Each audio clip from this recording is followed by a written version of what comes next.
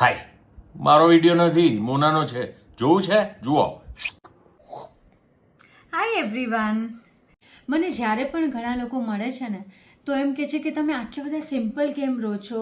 In fact messages પણ આવે છે કે તમે આટલું સિમ્પલ મેકઅપ કરો છો, કંઈ હેરસ્ટાઇલ નથી કરતા, બહુ જ ડ્રેસઅપ નથી કરતા. તો હું આનો જવાબ એમ આપીશ કે મને સિમ્પલ રહેવું બહુ જ ગમે છે. સાદગી, મારા હિસાબે સાદગી એ જ બ્યુટી છે અને અમારા એ હિતુજીને પણ એવું જ ગમે છે. એટલે simple makeup, simple dress up, simple hairstyle એવું મને સૂટ થાય છે અને મને ગમે છે. તો આજે હું તમને લોકોને કહીશ કે હું સિમ્પલ મેકઅપ કેવો કરું છું. આ મેકઅપ પાર્ટીમાં જવાનો કે જે બહુ જ મોટી મોટી પાર્ટીઝ હોય, લગ્ન પ્રસંગ હોય એ મેકઅપ નથી, પણ એક સિમ્પલ મેકઅપ જે આપણે અહીંયા ત્યાં જઈએ, નાના નાના ગેટ ટુગેધર છે કે શોપિંગમાં જતા હોય, મૂવી જોવા જતા હોય, ડિનર રેસ્ટોરન્ટમાં જતા હોય, ત્યાં આમ સિમ્પલ મેકઅપ કરીને જવું હોય તો એવો મેકઅપ જનરલી હું તો મોટી મોટી જગ્યાએ પણ આવો જ મેકઅપ કરીને જાઉં છું. એટલે આજે હું તમને એ મેકઅપ કરતા બતાવવાની છું. સો સૌથી પહેલાં તો હું હેન્ડવોશ કરીને ફેસ ક્લીન હોવો જોઈએ અને આંગળીઓ બહુ જ ક્લીન હોવી જોઈએ. અને આ સિરમ લીધું મેં. મને સિરમ બહુ જ ગમે છે કારણ કે એ ઓઇલી લુક થોડું આપે ને મને ફેસ પર ઓઇલી લુક ગમે છે કારણ કે એ ગ્લો આપે છે. અને ડ્રાય સ્કિન, મારી બહુ ડ્રાય સ્કિન છે એટલે ડ્રાય સ્કિન માં મેકઅપ બહુ સરખી રીતે બેસે નહીં, એટલે મને બહુ જ ઓઇલી ગમે. એટલે હું આ સિરમ પહેલાં લગાવું છું અને બધી આમ સરસ રીતે સિરમ લગાવી અને પછી થોડું પ્રાઇમર તમે થોડું લો કેમ કે સિરમ આપણે લગાવ્યું છે એટલે પ્રાઇમર ઓછું હશે તો પણ ચાલશે. પ્રાઇમર ન હોય તો કોઈ પણ મોઇશ્ચરાઇઝર પણ ચાલે. સનસ્ક્રીન હોવું બહુ જરૂરી છે. સનસ્ક્રીન સૌથી પહેલાં લગાવવાનું.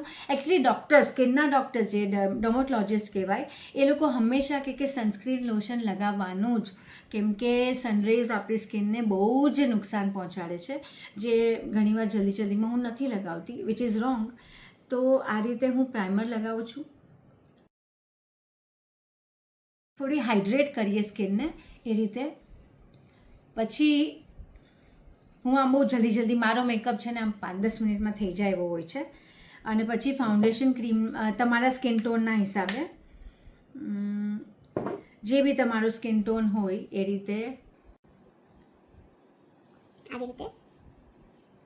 બહુ જ બ્રાઇટ ન લેવાય ફાઉન્ડેશન, કારણ કે નહીં તો છે ને આપણે આમ ભૂત જેવા લાગીએ. એટલે ઘણીવાર બ્યુટી પાર્લરવાળા મને ઘણીવાર કોઈકે કીધું કે બ્રાઇડને જે લગ્ન પ્રસંગે જે અમુક લોકો કરાવે છે ને બ્યુટી પાર્લરમાં મેકઅપ, એ બિચારા એટલા બ્યુટિફુલ આમ હોય પણ મેકઅપ પછી છે ને કંઈક અલગ જ લાગતા હોય. એટલે એ બહુ ખરાબ લાગે. એટલે જેટલું તમે ઓછું કરો ને મિનિમમ, એટલા જ તમે સુંદર લાગશો. એ આ પેલું લંડન વાળું યાદ છે? શું થયું તું? ના તમે મારી પોલ ના ખોલો. કહી દે જલ્દી. અરે મારા એક ફ્રેન્ડ હતા, એમણે મને કીધું કે આપણે બ્યુટી પાર્લરમાં મસ્ત તૈયાર થઈએ, મસ્ત. એ બહુ સારી બ્યુટિશિયન છે, મેકઅપ ત્યાં મસ્ત કરી દેશે, તમે ના કરતા, આજે તમે બહુ સિમ્પલ કરો છો. તો વળી મને શું થયું કે મેં કીધું હા ચાલો જઈએ. અને હું તો ગઈ પાર્લરમાં મેકઅપ કરાવવા લંડનમાં. અને એણે તો મારો જે સ્કિન ટોન હતો ને એનાથી બી એક ટોન બ્રાઇટ કરી દીધો. હું જનરલી અંડરટોન કરતી હોઉં, એણે મને એટલું બ્રાઇટ કરી દીધું અને હું તો એટલી ખરાબ લાગતી હતી, એટલી ભૂત જેવી લાગતી હતી, લિટરલી ભૂત જેવી. પછી શું કર્યું? પછી મને તો અંદરથી રોવું આવતું હતું અને મારે તો પહોંચવાનું હતું વેન્યુ ઉપર. અને હું કયા મોઢે હિતુ પાસે જાઉં ત્યાં રૂમમાં, હોટેલના રૂમમાં, કે હું આવી ભૂત બનીને આવી છું, આવો મેકઅપ કર્યો છે, બાપરે બાપ. અને ટાઈમ થઈ ગયો તો અને અમે લોકો રૂમમાં, હું તો આ મોઢું કરીને ગઈ ને મને કીધું કે આ શું છે, આ તો શું બનીને આવી છે.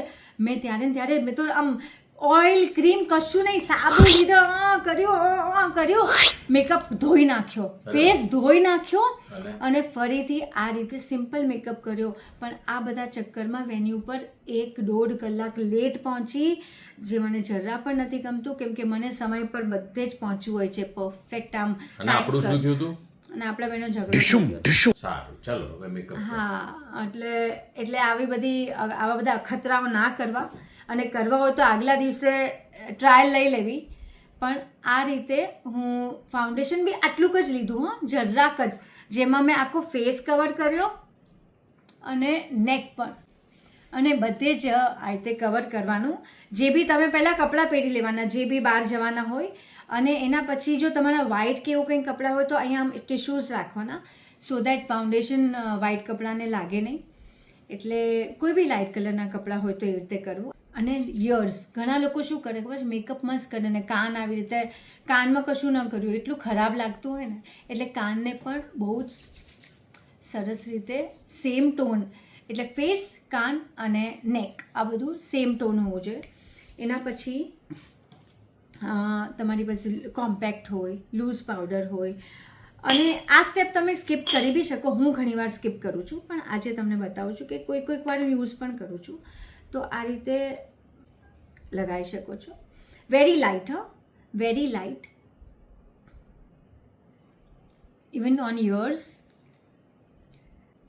મારો મેકઅપ 10 મિનિટમાં થઈ જાય, એટલે હિતુ મને એન મિનિટે કહે ને કે લેટ્સ ગો, આપણે જવાનું છે, તો હું કહું યસ. અને ઘણીવાર તો મેકઅપ વગર બી નીકળી જાઉં છું. મને મેકઅપ કરવો બહુ ગમતો નથી, મને એમ થાય જેવું રિયલ ને એટલું સારું. ઓકે, હવે આઈબ્રોઝ ક્યારેય નહીં ભૂલવાની. Eyebrows is very important. જેને થિક આઈબ્રોઝ હોય એને તો કરવાની બહુ જરૂર નથી, પણ મારી થોડી લાઇટ છે, એટલે થોડું આમ સરસ આઈબ્રોઝ આપણે કરીએ.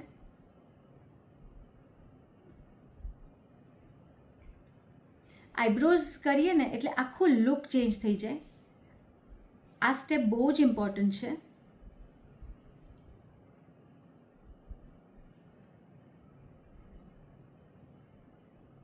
ઓકે, હવે ઘણા લોકોને આઈલાઇનર બહુ જ ગમતું હોય છે. મને પહેલાં બહુ જ ગમતું હતું, પણ હવે નથી ગમતું. તો થોડું સ્કિન ટોન જ આઈશેડો લઈ અને I use my fingers for makeup. I don't like to use brushes, so this is my style. So that's why I told કે ફિંગર્સ તમારા હાથ સાફ હોવા જોઈએ. એટલે આ સ્કિન ટોન મેં લીધું, જે ડેલી વેર મેકઅપ છે.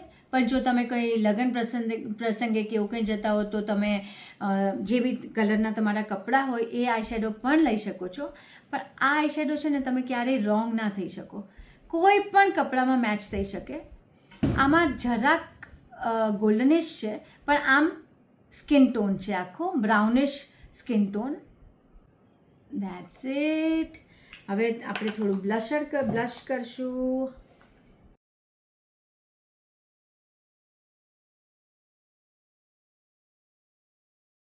થોડું સ્માઇલ કરીને. ઓકે, મને અહીંયા આમ થોડું ડિમ્પલ છે એટલે એને થોડું હાઇલાઇટ કરીએ. થોડું નોઝને આપણે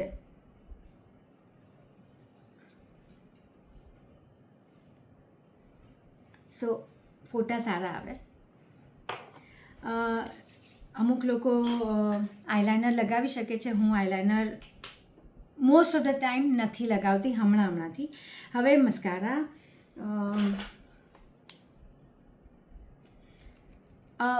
વોટરપ્રૂફ અને વોશપ્રૂફ બંને હોય છે મસ્કારા, પણ હું વોટરપ્રૂફ એટલે કરું છું કે હું બહુ ઇમોશનલ છું, જ્યાં ત્યાં મને રડવું આવી જાય. કોઈકના લગ્ન થતા હોય અને એના મમ્મીને હગ કરે ને, બ્રાઇડ એના મમ્મીને હગ કરે ને કંઈક ઇમોશનલ થઈ જાય ને એ જોઈને મને રડવું આવી જાય. આમ તો મને રડાવે છે ને પોતે રડવાની વાત કરે છે મસ્કરા. કઈ નહીં, પછી આગળ આમ. એટલે મોસ્ટલી છે ને હું પહેલાં આમ નીચે કરવાનું, એટલે હું વોટરપ્રૂફ મસ્કારાઝ યુઝ કરું છું. કેમ કે I know it is difficult to remove, પણ ઓઇલ લગાવીને આ નીકળી જાય છે. ઘણા લોકો કહે છે કે લેશિસને નુકસાન થાય આ તે, પણ મને આ ફાવે છે કેમ કે ઘણીવાર વરસાદ હોય, ઘણીવાર પસીનો થાય, અને ઘણીવાર મને મારા જેવાને રડવું આવી જાય, એટલે પછી કાળા આંસુ થાય. This is the way. હું લેશિસ નથી પહેરતી આર્ટિફિશિયલ, હું આવી રીતે જ મસ્કારા કરીને. ધ વે બીજો કોટ મસ્કારાનો હું 2 લેયર્સ કરું છું, બિકોઝ ઇટ લુક્સ નાઇસ. અરે જલ્દી કર ને, જવાનું છે આપણે, 10 મિનિટ તો થઈ ગઈ. જો આવા હસબન્ડ્સ હોય ને જે તૈયાર થવાનો ટાઈમ પણ ના આપે, એટલે આ 10 મિનિટવાળો મેકઅપ એટલે હું સ્ટાર્ટ કર્યો અને એમાં હું હવે મને આદત પડી ગઈ. અને આ લાસ્ટ હવે લિપસ્ટિક. મને ન્યૂડ શેડ્સ ગમે છે, મને નેચરલ શેડ્સ ગમે છે, એટલે હું આવા શેડ્સ યુઝ કરું છું. તમને જે ગમે તે. બહુ બ્રાઇટ મેકઅપ કરે કે બહુ જ વધારે પડતો મેકઅપ, એવું મને ના ગમે મને. એટલે તું બરાબર જ છે, આમ એકદમ સટલ. વાહ, ક્યા બાત હે. આઈ નો. અરે એકવાર હું તમને કહું કે મેં છે ને બ્લેક આઉટફિટ પહેર્યો હતો અને રેડ કલરની લિપસ્ટિક લગાવી મેં. મને આખું બ્લેક છે તો રેડ કલરની લિપસ્ટિક હાઇલાઇટ કરવા આમ ડ્રેસને. તો તૈયાર થઈને ગઈને હેતુ મને આમ નીચેથી ઉપર જોઈને કે આ શું છે. મેં શું છે એટલે તું કે આ લિપસ્ટિક બહુ જ ખરાબ લાગે છે. ઓ બાપરે, મને તો એમ થયું કે હું ક્યાં ડૂબીને મરી જાઉં. મને આમ હસબન્ડ એમ કહે, તમારો પતિ એમ કહે કે આ બહુ જ ખરાબ લાગે છે, એટલે કેવું ફીલ થાય ત્યારે ને ત્યારે. અને ત્યાર પછી ક્યારેય લાલ કલરની લિપસ્ટિક મેં નથી લગાવી. આના ઉપર ક્યારેક હું ગ્લોસ લગાવું છું, ક્યારેક નથી લગાવતી. સો લિપસ્ટિક લગાવી લીધી છે. હવે છેલ્લે મેકઅપ ફિક્સર, એટલે કે થોડું આમ શાઇન કરે. સો